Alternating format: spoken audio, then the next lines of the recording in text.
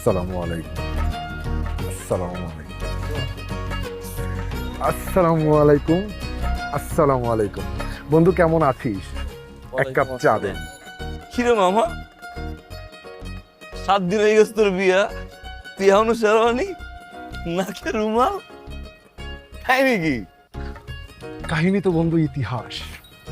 আমার মনে হচ্ছে কি জানিস, 7 দিন না, 7 বছর না, 7 যুগ না, 7 জনম, 17 জনম, 70 জনম এই শেরওয়ানি পরে আমি থাকি। বল কেন? কেন?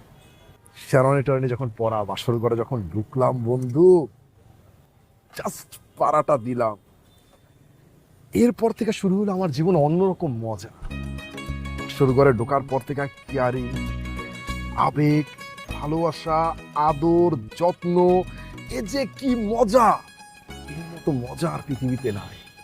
বাসর ঘর শেষ, হুট করে আমি মনে করলাম কি আমার তো বিয়া শেষ, বাসর ঘর শেষ, মজাও শেষ। গামছা টামছা বালতি মুলতি যা আছে সবকিছু নিয়ে বাজারে গেলাম, বাজার টাজার করে আইলাম, ঘামায় টামায় গেলাম।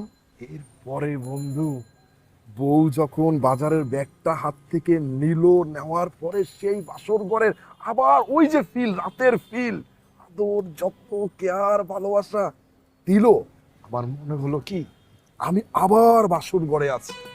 তো আমি চিন্তা করে দেখলাম, আমার বউ যেহেতু আমাকে প্রতিনিয়ত প্রতিনিয়ত ওই ফিলটা দেয়, তাকে আমার ওই ফিলটা দেওয়ার জন্য আমার শেরওয়ানিটা পরা ফরজ।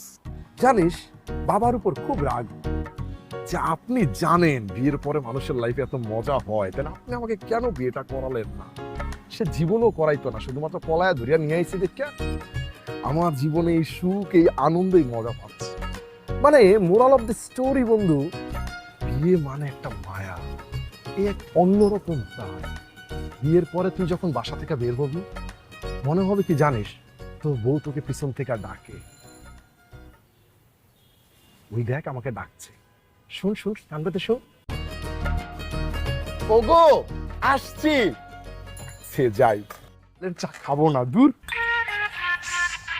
প্যারা আছে